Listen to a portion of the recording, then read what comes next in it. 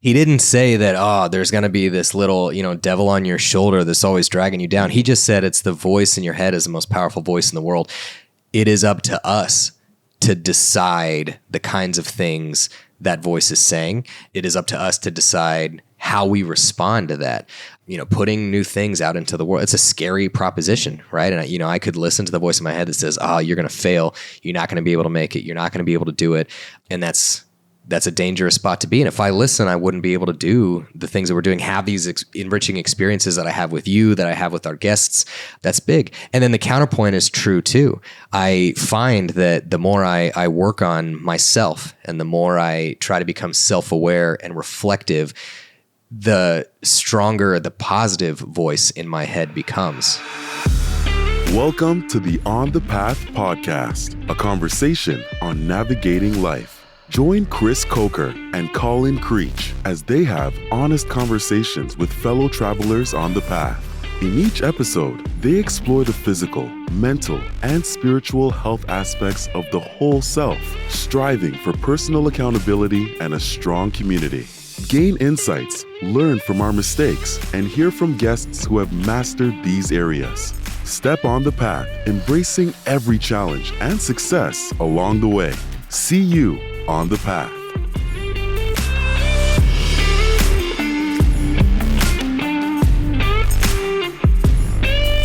Ladies and gentlemen, welcome to the first ever debrief episode. So the reason Colin and I wanted to do this is we felt like, first of all, it's not just a matter of talking to people or talking about these topics. We're talking about big stuff. And so we want to make sure that part of what we do for you all is have a conversation with these people. And then for Colin and I, because one of the things, you say it all the time, Colin, but we are also on the path, right? We're not the gatekeepers. We're not on the other end of it. Like, we're on the path. And so we want to make sure that everybody knows we're taking things away from these episodes too. We are learning too. And what we want to do is provide you some of the takeaways that we have. They may not be the same as you, but that's the beauty of this is, let us know what were your big takeaways. And then the other benefit, I think, is some of these conversations, we're going deep.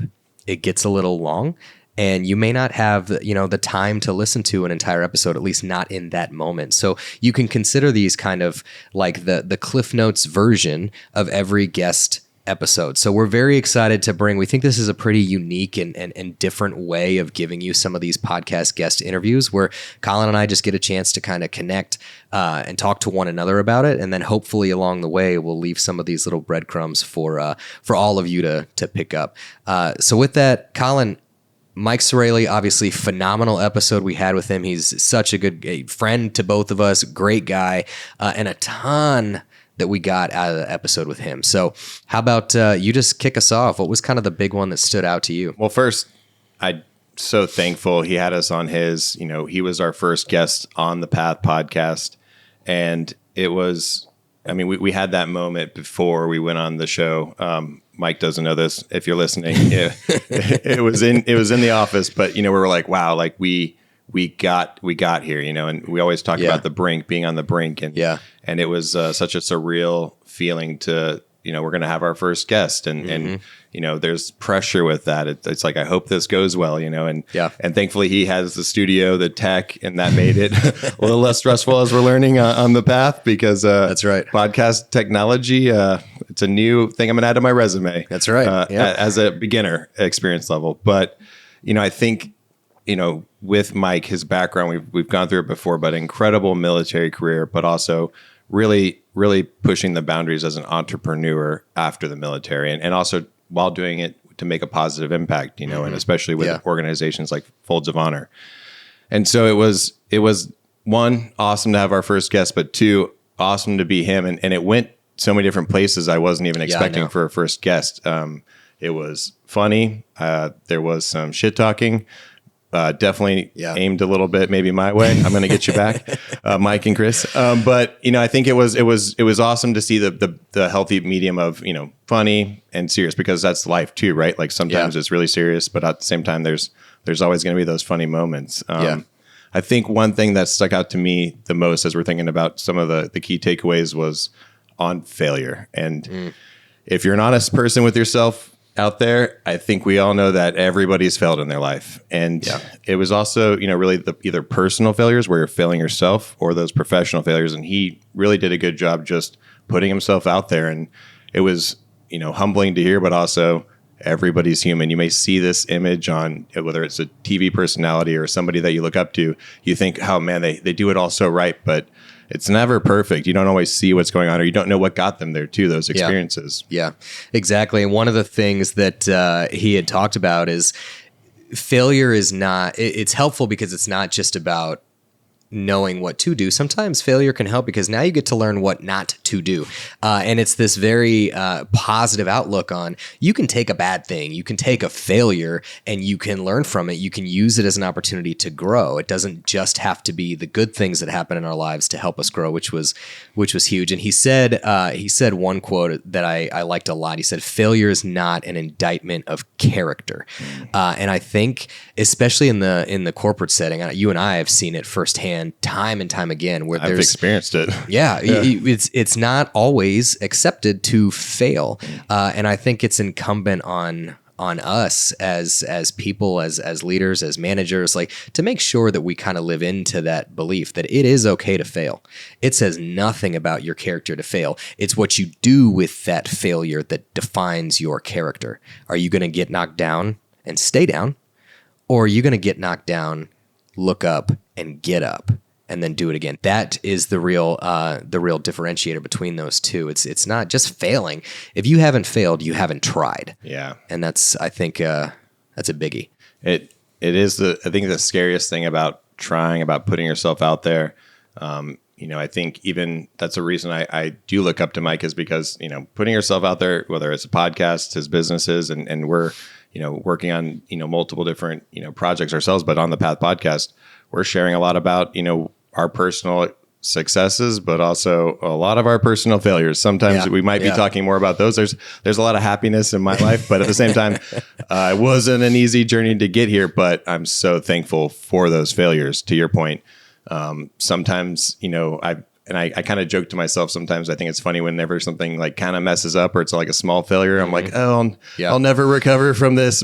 Not the truth. It's more like, oh, this is a failure. But now how can I do something differently? And we definitely heard that on the podcast with Mike was, here's where I messed up. Here's a mistake. And here's what I want to do differently moving forward. Yeah, absolutely. Actually, that's a perfect segue. Not like the two of us can, I don't know, prepare for these things, but kind of the second big takeaway. Can't see the teleprompter, especially audio. The second big takeaway for me was this idea of progress. That progress is really the most important thing. Progress is more important than perfection. If you're seeking perfection, you can never move. Honestly, man, the thing that we're working on right now is a perfect example.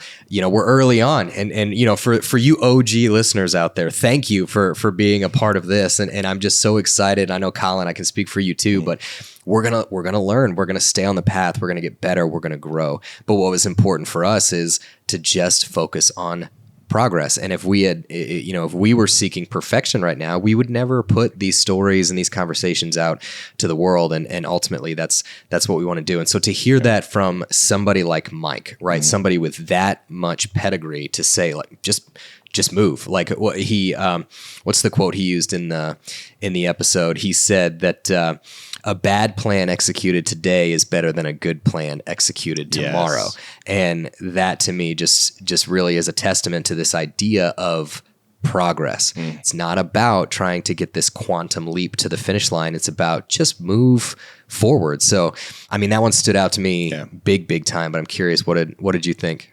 Progress, not perfection. And I wasn't always sure, especially growing up. You always hear in the military, I heard 80 is gravy, right? Like if you get like an 80 out of 100 on a test, like that's gravy. But then I think, with that too, what I started to get was, outside of tests and studying and things like that, nothing's actually ever perfect. Anytime you hear somebody tell you they've got a perfect plan or they pitch something in the business world, they're like, this is how it's going to happen. It's going to be awesome. What plan has ever survived first contact in the military or in the corporate side of the world or in your family life, right? Nothing's ever survived first contact. Usually you make a plan because then you have, you know how this can go and you can adjust, but nothing's ever perfect. Progress, not perfection. Yeah.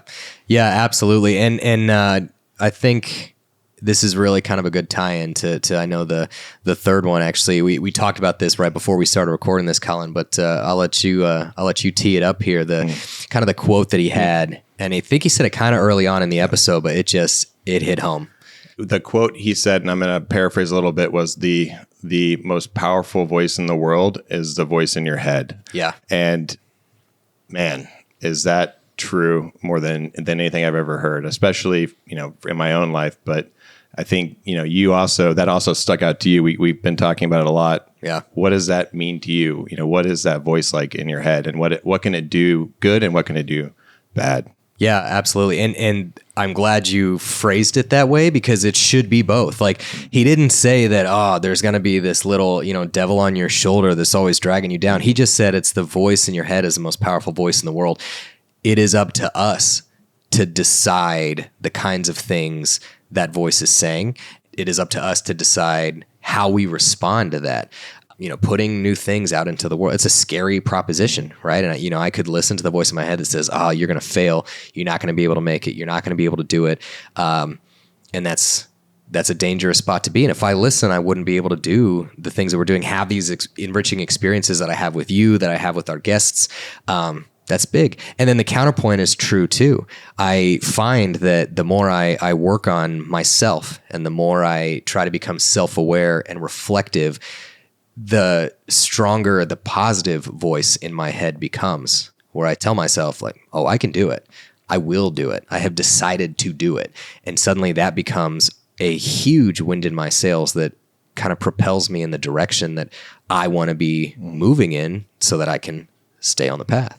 Yeah, and I think for me, I used to let that voice control me, and I think in a lot of negative ways. Yeah. And I think it's really part of that self-awareness journey too of, okay, what do I truly believe about myself? What is actually true about this situation? And really just knowing when it is a lie, a limiting belief, and then what is actually, the truth of whatever the situation is with that voice. And it takes a lot of work, and it's never going to be perfect, right? I mean, it's the voice in your head. It's you, and just really understanding, okay, what is true, what is not. Maybe it's also a good indicator. Hey, I need to put a little more time into this because I keep thinking about it. It's keeping me up at night.